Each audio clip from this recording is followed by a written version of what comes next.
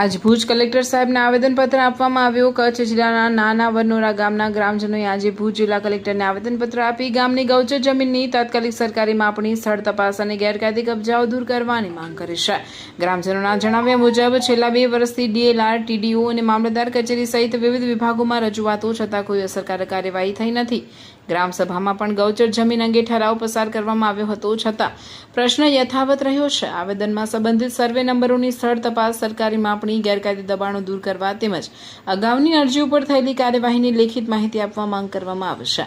ગ્રામજનોએ જાહેર હિત અને ગૌચર જમીનની સુરક્ષા માટે વહેલી તકે યોગ્ય નિર્ણય લેવાની માંગ કરી છે।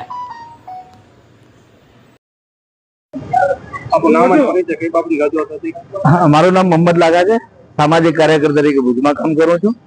ખાસ કરીને આજે વરનોરા ગામની અંદર જે ભુજથી 15 કિલોમીટર દૂર આવેલું છે, એ ગામમાં ગૌચર જમીનની અંદર કહેવાતા લોકોએ દબાણ કરેલું છે અને એ બાબતે છેલ્લા 2024 થી ગામના લોકો, પંચાયતના ભૂતપૂર્વ સરપંચો અને આગેવાનોએ અનેક વખત રજૂઆતો કરી છે, પરંતુ આ બાબતે સ્પષ્ટ રીતે કોઈ પણ પ્રકારનો ઉકેલ આવ્યો નથી અને ગામજનો જે છે એમને યોગ્ય માર્ગદર્શન પણ લોકો દ્વારા કે અધિકારીઓ, પદાધિકારીઓ દ્વારા આપવામાં આવે નથી। પરિણામે આ મુદ્દો ગૂંચવાયો છે અને આજે માનનીય જિલ્લા કલેક્ટર સાહેબે આ બાબતે સ્પષ્ટ કર્યું કે પંચાયત જે છે એ ગામનું સર્વોચ્ચ વહીવટ કરી રહી છે અને પંચાયતે આ તમામ જવાબદારીઓ છે।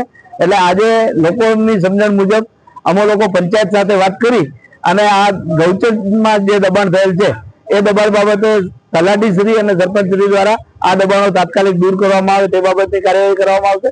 અન્યથા સંબંધિત પ્રશાસન જો આ બાબતે યોગ્ય કાર્યવાહી તાત્કાલિક અસરથી નહીં કરે તો જરૂર પડે આ માટે કોઈ પણ પ્રકારનું આંદોલન કરતા અમે અચકાશું નહીં। તો આજે અમે કલેક્ટર સાહેબને રજૂઆત કરવા આવ્યા હતા નાના વનોરા ગામની ગૌચર જમીન ઉપર। તો ગૌચર જમીન ઉપર કેટલાક લોકોએ દબાણ કરીને બેઠા છે અને અમે ડીઆરએલ સાહેબને પણ અરજી કરી હતી 2024માં અને હમણાં અમે ટીડીઓ સાહેબને પણ અરજી કરી છે અને મામલતદાર સાહેબને અરજી કરી છે અને આજે અમે સાહેબ પાસે પણ આવેદન પત્ર દેવા આવ્યા હતા। તો સાહેબે અમને કીધું કે જે લોકો દબાણ કરી છે આ લોકોને સરપંચ અને તલાટી થ્રુ નોટિસ દેવામાં આવે કે એને નોટિસ દઈને એમ કહેવામાં આવે કે દબાણ દૂર કરી નાખો। એટલા માટે અમે આજે કલેક્ટર સાહેબને પણ રજૂઆત કરી છે।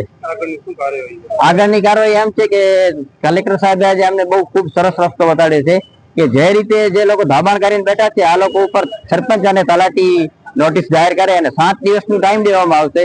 7 દિવસમાં કઈ આ લોકો હાજર નહીં કરે તો આ લોકોને ડિમોલેશન કરવામાં આવશે જે દબાણ હશે એના ઉપર।